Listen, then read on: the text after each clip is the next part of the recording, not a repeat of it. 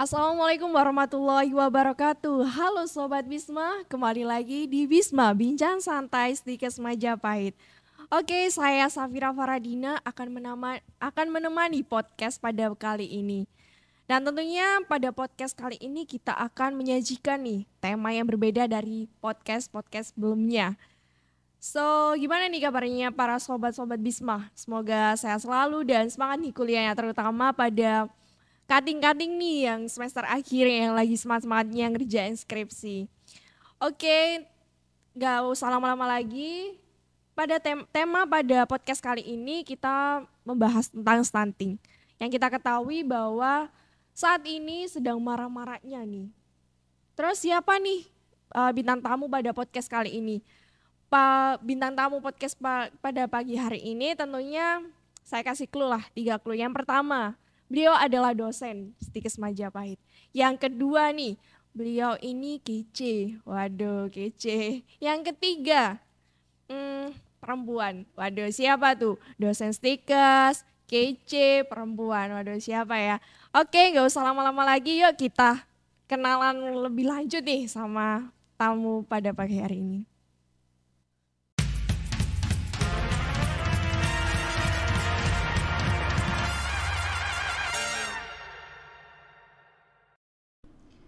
Oke, sekarang kita kedatangan tamu nih, yaitu Ibu Ika Yuni Susanti MBH. Beliau adalah dosen Prodi S1 Kebidanan dan Profesi di Bidan. Selamat pagi Ibu. Selamat pagi, Assalamualaikum warahmatullahi wabarakatuh, Mbak Safira. Waalaikumsalam. Ibu gimana nih Ibu kabarnya? Alhamdulillah, sampai hari ini masih sehat-sehat ya. Oh, alhamdulillah Bu. Oke Bu, kita pada pagi hari ini nih melakukan podcast. Nah, podcast pada saat ini adalah bertema tentang stunting. Oke. Materi yang sekarang lagi naik daun ya. Iya nih Bu. Dan nanti ini ada sobat-sobat Bisma nih yang ingin mengajukan nih beberapa pertanyaan nih kepada Ibu. Diperbolehkan nggak nih Bu? Iya, siap-siap. Oke Bu. Oke, menurut Ibu stunting itu gimana sih Bu? Jadi stunting ya, itu yang perlu di headline atau di garis bawah adalah gagal tumbuh ya. Jadi gagal tumbuh pada anak yang terjadi biasanya pada 1000 hari pertama kehidupannya ya. Jadi 1000 hari itu pada saat mulai dari dia kehamilan kemudian sampai usia 2 tahun ya, atau baduta ya istilahnya, jadi bawah 2 tahun. Kenapa kok kita pakai panduan 2 tahun? Karena itu adalah periode emas pada tumbuh kembang anak ya. Jadi selama 2 tahun pertama itu pertumbuhan terutama otaknya itu kan berkembang dengan cepat ya, hampir 70% ya. Jadi kita perlu sekali lagi untuk mengontrol atau memantau pertumbuhan pada 2 tahun pertama ini supaya anak-anak kita atau generasi penerus kita tidak terjadi stunting seperti itu. Jadi tidak terjadi gagal tumbuh ya di sini ya. Oh iya Bu. Terus kebanyakan masyarakat itu menganggap kalau stunting itu selalu berkaitan dengan tinggi badan. Nah, orang yang pendek itu biasanya disebut stunting nih. Nah, terkait hal tersebut nih menurut Ibu bagaimana pendapat Ibu? Ya. Jadi sekali lagi tadi ya, stunting itu adalah gagal tumbuh. Karena dia mengalami gagal tumbuh, maka dia akan terjadi gangguan tumbuh kembangnya ya. Gangguan tumbuh kembang. Nah, untuk pemantauan tumbuh kembang itu pada anak-anak memang salah satu yang dipantau adalah berat badannya, tinggi badannya, dan juga lingkar kepalanya. Ya, jadi ada jadi ada 3 poin itu yang dipantau. Ya, jadi nanti pada ibu-ibu ini ya, yang mempunyai balita ya, itu biasanya kan punya buku KIA ya. Oh iya, di dalamnya itu ada kurva untuk pertumbuhan dan perkembangannya.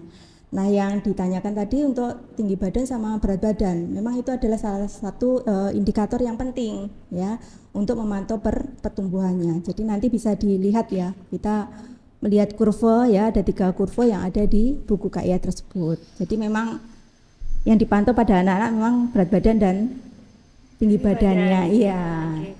Sama seperti itu. Dilihat dari buku KIA-nya gitu ya. Iya. Kita kalau terkait stunting, kita itu harus waspada dari kapan sih Bu? Jadi stunting itu tidak hanya memang gagal tumbuhnya pada 1000 hari 1000 hari kehidupan pertama ya. Tapi sebenarnya stunting itu bisa dimulai ya itu pada 5 fase kehidupan. Jadi misalnya yang pertama ya, jadi seperti Mbak Safira ini ya, sekarang kan posisinya mahasiswa ya kan. Nah, mahasiswa itu termasuk dari fase remaja putri. Ya kan sekarang remaja putri ya. Jadi remaja putri kita itu bisa menyumbang untuk angka stunting. Kok bisa gitu ya? Karena remaja putri kita itu adalah calon-calon ibu, ya kan? Yang nanti dia akan menikah, kemudian hamil dan mempunyai anak. Nah, gangguan-gangguan pada remaja putri ini misalnya adalah sekarang yang paling sering ya, mungkin hampir 80% remaja putri kita itu anemia. Oh, anemia nih faktor pertamanya nih ya Bu ya. Mbak Safira anemia enggak ini? Alhamdulillah tidak. Ya, jadi kalau kuliah terus kemudian ada lemah letih, loyo, lesu gitu ya. 5L ya Bu. Sering ngantuk ya, seperti anemia. Karena remaja putri kita itu mungkin dari asupan nilai gizinya juga masih kurang karena mereka mungkin ini ya ada diet. Jadi karena ingin mengejar proporsi tubuhnya yang ideal. Kebanyakan remaja itu pengen punya badan yang kurus, ya, bentuk tubuhnya itu ya yang ideal banget gitu. Ya, jadi dari anemia kemudian diet ya, sehingga akhirnya asupan nutrisinya kan juga tidak seimbang ya. Nah, itu juga akan memicu nanti pada saat dia menikah, hamil, punya anak itu juga akan menyumbangkan angka stunting. Ya. Kemudian beralih ke setelah remaja otomatis ada prakonsepsi ya. Prakonsepsi itu adalah mereka-mereka yang akan menikah ya. Jadi kalau bisa ya calon-calon pengantin kita ya, terutama yang wanita ya, 3 bulan sebelum menikah itu harus mempersiapkan kondisi tubuhnya supaya gizinya bagus ya. Minimal lah lingkar lengan atasnya ini ya, lilanya sudah pernah ngukur ya. Nah, itu saya tidak pernah ini, Bu. Jadi minimal lah 23,5 ya. Jadi kalau kurang dari itu ya ini ya perbaikan gizi dulu ya sebelum menikah ya. Itu kan kalau saya pernikahan, sebelum pernikahan kan kita harus mempersiapkan gitu ya, disampaikan Ibu kan ya. Itu setahu saya sebelum menikah itu ada kayak pemeriksaan gitu di puskesmas. Iya. Jadi sebenarnya untuk pemeriksaannya yang pertama adalah pemeriksaan kesehatan ya kan, kalau dari segi kesehatan. Kemudian itu tadi supaya tidak sampai terjadi gizi yang buruk pada calon pengantinnya ya. Jadi dari berat badan, dari tinggi badannya nanti kita hitung untuk indeks massa tubuhnya ya. Terutama yang paling mudah tadi ya mengukur lingkar lengan atas ya, seperti itu. Kemudian cek HB apakah ibunya menderita anemia atau tidak ya kan. Dan yang paling penting adalah untuk ini ya, imunisasi tetanus toksoid ya untuk calon pengantin wanita ya, seperti itu. Itu adalah salah satu langkah-langkah mempersiapkan ibu dalam kondisi sehat ya kan, sebelum dia melakukan atau menjalani pernikahan, seperti itu. Oke Bu, jadi sebelum kita nikah nih ya, kita harus mempersiapkan matang-matang nih ya Bu ya. Iya. Oke, mungkin bagaimana sih cara kita melakukan pemantauan biar tidak terjadi stunting? Baik, tadi kan sudah disinggung ya, kalau untuk pemantauan tumbuh kembang itu bisa kita memakai alat bantunya tadi adalah buku KIA ya, buku kesehatan ibu dan anak, atau ibu-ibu biasanya mengenalnya dengan buku pink ya. Buku pink. Ya, jadi buku pink ini atau buku KIA ini disediakan oleh pemerintah ya. Itu mulai dari pemantauan selama dia hamil, kemudian bersalin, ya, kemudian nifas, kemudian pada masa bayi sampai nanti balitanya. Jadi kenapa sih kok ada buku KIA? Supaya nanti pemantauannya ini paripurna, iya kan? Nah, dan buku KIA anak saya itu juga masih saya simpen ya, walaupun sekarang sudah SMA itu ya, karena itu nanti yang akan saya ini ya, saya kasihkan mereka ya sebagai ini apa, bentuk kalau kita itu menyayangi ya, mulai dari kehamilan ya kan, persalinannya lancar ya, sebagai bukti kasih sayang kita itu ya. Jadi seperti itu. Nah, di buku KIA ini kurvanya ada 3 macam kurva ya untuk pertumbuhan. Jadi kalau kita stunting ya, itu adalah kurva yang kita lihat adalah tinggi badan ya berdasarkan usia atau umur. Jadi anak-anak stunting itu kan tinggi badannya ya kan tidak sesuai dengan anak-anak seusianya. Ya. Kalau kurang dari 2 untuk standar deviasinya ya, itu stunting. Kalau dia kurang dari 3 untuk standar deviasinya itu sudah stunting berat ya. Itu yang pertama. Kemudian ada berat badan dibandingkan dengan tinggi badannya. Ya, kalau berat badan dibandingkan dengan tinggi badannya ya, maka anak ini bisa kita mengetahui ya kan apakah dia overweight atau iya underweight gitu ya. Kemudian yang ketiga berat badannya ya, kemudian dibandingkan dengan usianya. Jadi apakah dia ini wasting ya? Jadi wasting itu kurus gitu ya.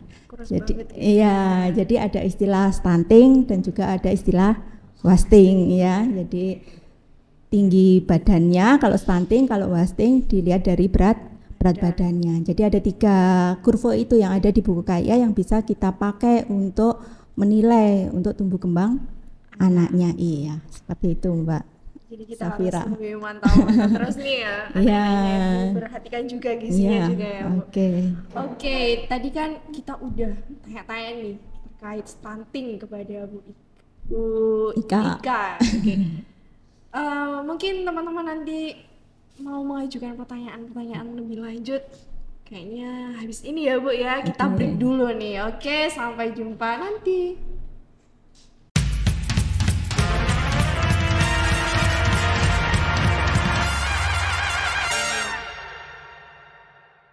Oke, halo Sobat Bisma, kembali lagi nih.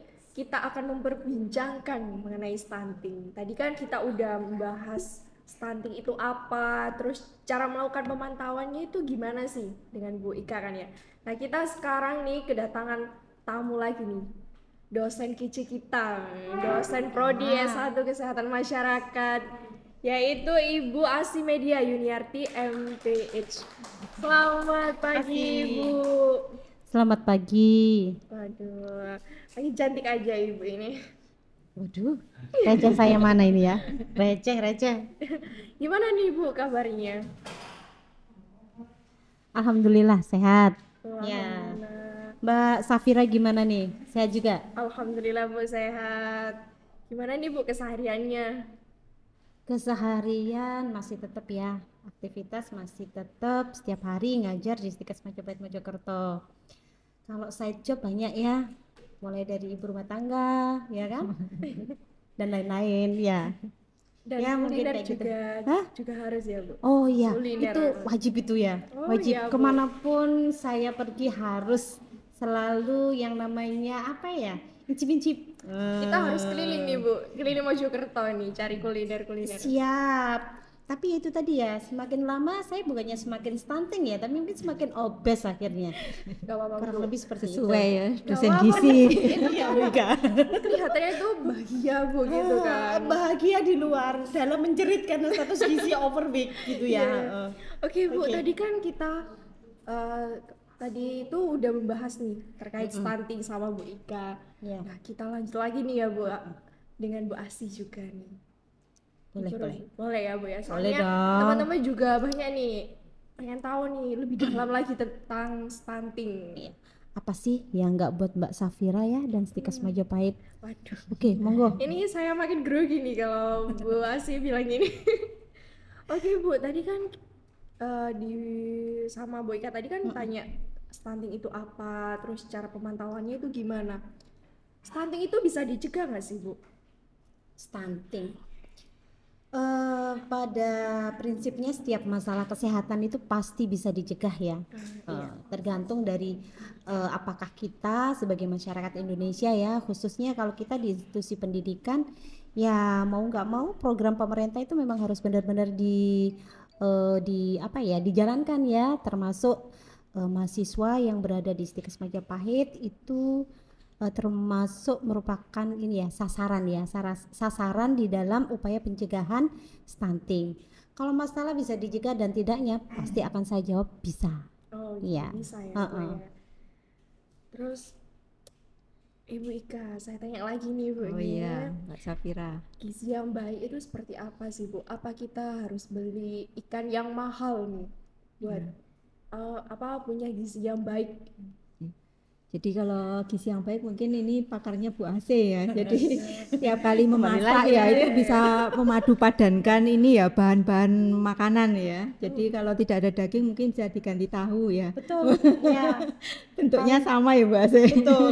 Tinggal nanti di ucek-ucek gitu ya. Nanti dibentuknya biar warnanya mirip-mirip dicoklatin dikit lah gitu. Ya, jadi prinsipnya memang untuk gizi seimbang ya. Ya, jadi apapun bahannya, yang penting kan kalau sekarang ada istilah isi piringku ya Bu Ase ya. Jadi di dalam isi piringku itu minimal ada faktor-faktor atau ada elemen-elemen ya.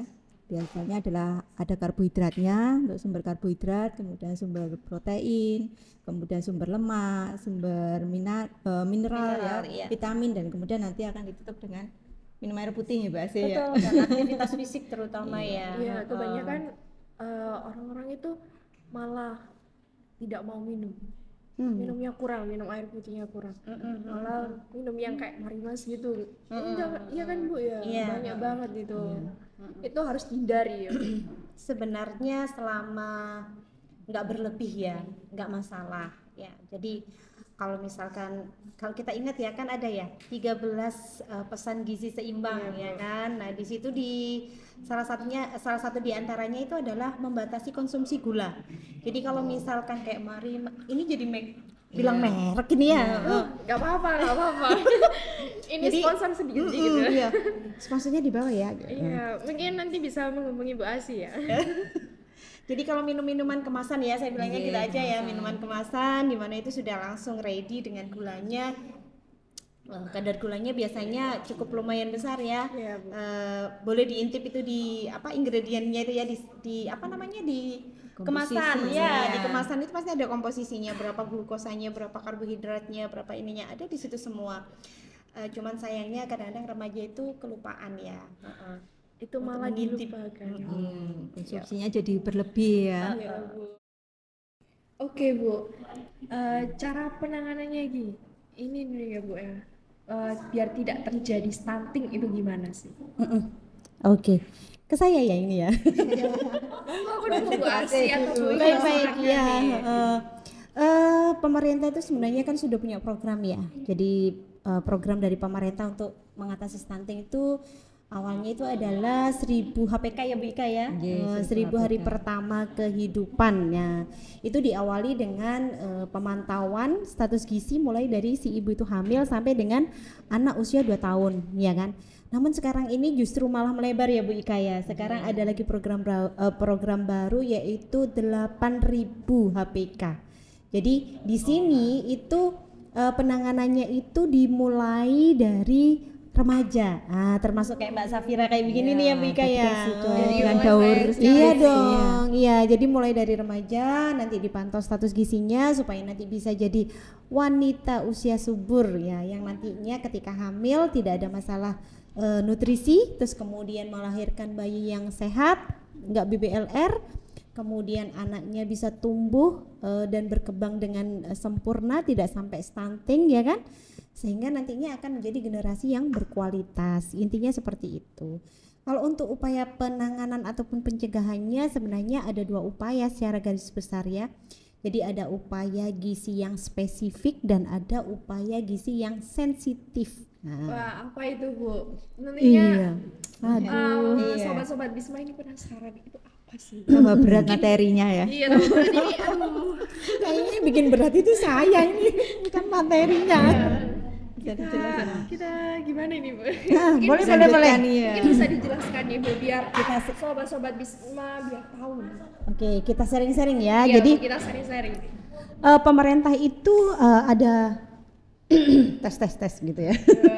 Jadi upaya intervensi itu ada upaya intervensi yang spesifik dan sensitif. Jadi kalau untuk yang spesifik itu lebih mengarah ke gizi yang berkaitan langsung dengan penyebab utama dari stunting. Jadi kita tahu bahwa penyebab utama dari stunting itu kan secara garis besar kan yang pertama adalah asupan, yang kedua adalah, ayo Mbak Safira pasti tahu ini apa yo? Kebetulan ya Allah. Sudah masuk kuliahnya apa pas bolos ini pas masuk Wah, kuliah? Habis UAS langsung ya Bu ya tutup buku ya. Jadi faktor yang kedua itu adalah penyakit infeksi ya. Jadi ketika asupan itu sudah bisa terkondisikan ya kan, itu juga merupakan salah satu upaya yang apa, spesifik atau sensitif? Spesifik ya. Bener ya Allah. Ya yang spesifik Bener, ya. 100. Berarti nanti nambah nilai kayak yang Bu ya, Iya, nggak nilai apa-apa. UAS ya. Semangat Waduh, ini, Bu. laporan nih ke Bu Agustin. Jangan Angka lupa ya gizi Bu jadi ya. A ini. Iya, heeh. Yang awalnya jadi B jadi A ini kayaknya. Jadi di sini kamu yang lanjut ya. Untuk upaya yang spesifik ya kan, jadi karena ini lebih mengarah ke asupan yang secara langsung, jadi mulai dari pemberian tablet FE ya kan, itu juga merupakan salah satu upaya penanganan gizi secara spesifik ya. Jadi remaja gimana caranya supaya enggak anemia ya. Anemia. Sekarang kan ada program juga dari pemerintah. Kebanyakan remaja itu terkena anemia. Anemia, betul sekali ya, karena remaja itu mulai mengalami haid ya kan, sehingga kan mengeluarkan darah rutin selama satu bulan sekali ya. Nah itu gimana cara ngatasi supaya nggak anemia ya? Pemberian tablet FE ya kan, yang rutin diminum. Ayo, frekuensinya gimana? Kalau saya biasanya 2 minggu sekali. 2 minggu sekali boleh lah, itu protektifnya ya. Tapi biasanya program dari pemerintah itu 1 minggu sekali ya Bu Ika ya. Itu dari pemerintahnya 1 minggu Iya, sekali. disarankan. Himbauannya. Himbauannya adalah seminggu sekali. Saya 2 minggu. Gimana ini? Waduh, dimarahi sama Basi nih saya. Kayaknya bukan saya yang marah. Pemerintah nih yang marahnya. Jadi ini sebenarnya berlaku untuk semuanya ya, nggak hanya untuk para remaja yang mahasiswa, tapi untuk remaja yang sudah mulai dia itu balik ya Bu Ika ya. Jadi kalau remaja ya, jadi bisa mulai dari anak SMP, kemudian SMA sampai nanti kuliah gitu. Nah, itu adalah salah satu dari upaya yang spesifik ya. Sedangkan selain itu apa? Termasuk yaitu tadi asupan otomatis gimana caranya supaya asupan nutrisinya atau asupan makannya itu antara masuk dan keluarnya itu balance ya. Kasus stunting ini sebenarnya itu kan karena malnutrisi kronik ya, dimana dia itu kekurangan nutrisi secara berkepanjangan ya Bu Ika ya. Sehingga berdampaknya adalah ke tinggi badan. Kalau malnutrisinya itu cerminan asupan nutrisi atau status gizi saat ini itu biasanya kan terlihat di berat badan ya. Iya. Jadi kalau berat badannya itu contohnya gini ya, kita makan hari ini saat ini, nanti kita timbang itu pasti naik berat badannya. Tapi kalau tinggi badan nggak bisa kayak gitu ya Bu Ika ya. Butuh waktu. Iya butuh waktu. Ya makanya itu dinamakan malnutrisi kronik ya. Iya. Maka dari itu asupan pun juga harus diperhatikan. Kalau orang stunting atau anak yang menderita stunting itu minimal harus tinggi kalori, tinggi protein ya Bu Ika ya. Salah satunya itu bisa diakomodir dengan lauknya yang dengan protein tinggi gitu ya. Nah hanya saja sekarang itu yang jadi fenomena itu anak-anak sekarang itu kan suka yang makan makanan junk food, slang food, fast food gitu ya Bu Ika ya. Nah pengennya itu yang instan. iya, Biasanya. instan dan kekinian. Nah lebih tepatnya itu kayaknya ya. Yang biasanya suka kuliner. Padahal gizinya nggak seimbang Iya betul sekali ya, karena disajikan cepat otomatis prosesnya juga kurang sempurna ya. Ya, tapi biasanya gitu malah yang disukai sama remaja-remaja sekarang. Iya, Enak biasanya. sepasti itu karena kekinian ya, makanan Iya. yang ala Korea gitu ya Bu Ika ya. Ala Waduh. Korea. Kemudian yang pedes-pedes. Nah kayak Enak gitu. gitu, Bu. Kita kayaknya Goreng-goreng. gantian tanya kayaknya Bu Ika. Kalau Mbak Safira itu sukanya makan apa yo lauknya? Apa ya, Bu ya? Kali ya. Anak kos ini kayaknya. Kos Bukan, apa enggak? saya asli Mojokerto ini. Oh, asli Bu. Mokser. Ya, Iya, Bu. oke. Mungkin bisa mampir di rumah. Ah, siap. Kita kuliner nanti ke sana Bu Ika. makan Gak gratis. ada jajannya Ibu, gimana ini? Oh, ya harus bikin ya Bu Ika ya. mau apa nih Bu? Mau apa nih Bu? Nanti disiapin ya. Nah, maunya adalah potensi lokal. Ikan mader. Nanti tanya lagi tetangga. Oh, betul ya. Jadi sebenarnya salah satu upaya penanganan stunting itu adalah mengoptimalkan bahan pangan lokal ya untuk dikonsumsi dengan kadar kalori dan proteinnya itu adalah tinggi, ya kan? Sekarang kalau nggak salah kemarin beberapa artikel itu ada juga yang menyatakan tentang lele ya Bu Ika ya, iya, ya kan? Lele itu bisa nggak sih Bu buat mencegah stunting? Sebenarnya bukan lele ya. Kalau lelenya cuma makannya sehari satu nggak bisa gitu ya. Tapi lelenya itu harus mengandung kalori dan protein yang dibutuhkan oleh tubuh, ya kan? Apakah hanya lele? Enggak juga. Banyak sekali. Apa saja tuh? Banyak sekali. Bandeng boleh, udang boleh. Dan yang paling biasanya yang disukai remaja dan harganya murah tapi proteinnya tinggi itu adalah Apa tuh? telur. Kenapa telur? Karena telur itu proteinnya itu diserap 100% oleh tubuh. Kalau yang lainnya itu kan nggak sampai 100% ya. Mbak Safira ini kan orang Kesmas, nanti diintip tuh di DKPM ya kan, atau TPKI ya kan. Tabel komposisi pangan Indonesia, lihat tuh telur berapa kadar karbohidratnya, energi dan proteinnya. Ini kita podcast sama dikasih tugas ini. Oke Bu, tadi kan udah dibincang banyak banget ya mengenai stunting.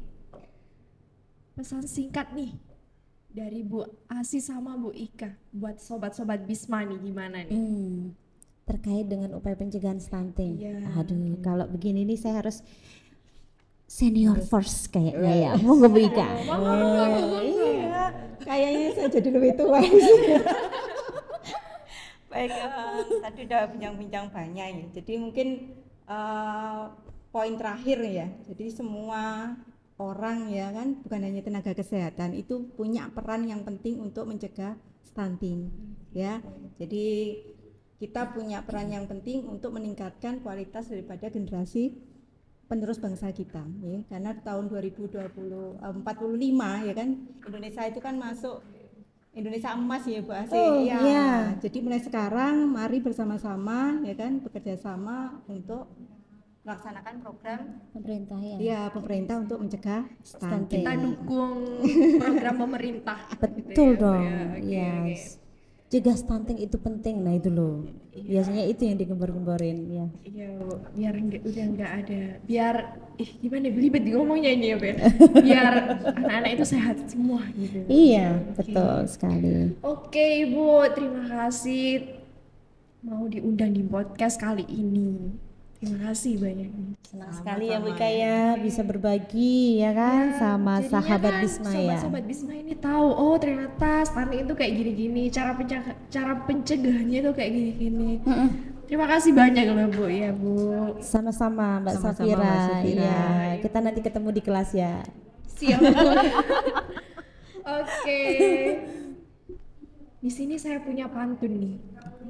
Pergi main ke rumah si Rini. Cakep. Malamnya siap membungkus nasi. Cakep. Ingatlah makan makanan bergizi Ya, demi cakep. ciptakan generasi yang berprestasi. Mantap. Oke Bu, terima kasih buat sobat-sobat Bisma nih yang nyimak dari awal sampai akhir. Buat sobat-sobat Bisma yang melewatkan episode-episode sebelumnya mungkin bisa cek di website, YouTube, channel YouTube ya, channel YouTube, TikTok, Instagram dan sebagainya bisa mungkin di sini, oke? Dan mungkin teman-teman punya ide nih tema-tema podcast selanjutnya itu gimana? Mungkin seperti itu ya Bu ya. Iya, harus kreatif ya remaja ya. Tentunya para stigma muda ini tentunya punya tema podcast yang keren gitu. Oke, kita jumpa lagi di podcast selanjutnya. See you. Dadah. Assalamualaikum warahmatullahi wabarakatuh. Waalaikumsalam warahmatullahi wabarakatuh.